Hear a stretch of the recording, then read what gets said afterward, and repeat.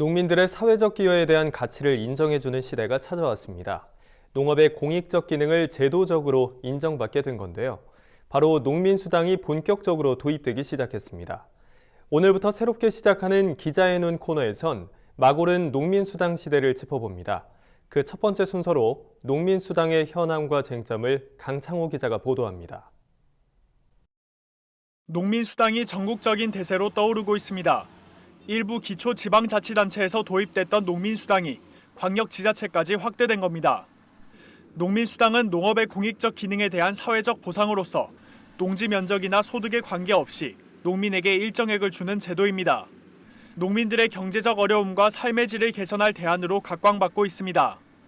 전남도와 전북도가 올해 농민수당 지급 계획을 밝힌 데 이어 충남도도 올해 지급을 목표로 세부 계획을 정비하고 있습니다. 해당 지역 농가들은 1,000제곱미터 이상 농지를 경영하는 등 일정 기준을 맞출 경우 농가당 연간 60만 원 안팎의 수당을 지급받게 됩니다. 저희들이 지금 4월 말까지 신청을 받고 있고요. 6월, 7월, 8월 달까지 이행 점검을 해요. 확인해서 8월 달까지 이행 점검이 끝나면 저희들이 9월 초에 지급할 예정으로 있어요. 경기도는 농민수당 대신 농민기본소득제도 도입을 추진하고 있습니다.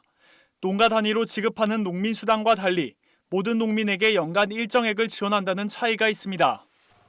이 밖에도 충북도와 경남도, 제주도, 강원도 등에서 광역지자체 차원 농민수당 도입을 검토 중입니다.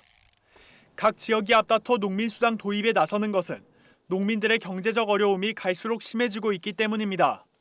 실제로 농가 소득은 도시근로자 가구 소득의 64.1%에 불과한 것으로 조사됐습니다. 또 농업인 월급제 등 현행 제도의 실효성이 떨어지면서 농민수당 도입이 힘을 받고 있습니다. 농민들이 농업인 월급제를 목돈을 푼돈으로 받는 제도라고 생각해 참여가 저조하기 때문입니다.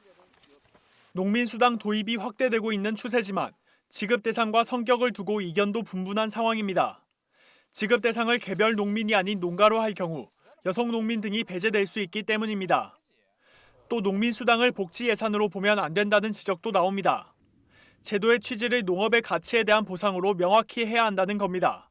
농업 예산에서 편성돼야 된다는 거고, 농업이 가지고 있는 가치가 있잖아요. 이 농민수당을 통해서 이 가치를 더 증진시킬 수 있는 농업인은 더 가치를 증진시켜야 된다라는 거고, 그래야 그것들 소비하는 국민들은 더 많은 가치를 좀 향유할 수 있는 거잖아요. 농업과 농촌의 공익적 가치를 상징하는 농민수당. 농민들은 농민수당 입법화 등 정부의 적극적인 지원을 통한 제도 안착이 시급하다고 주장하고 있습니다.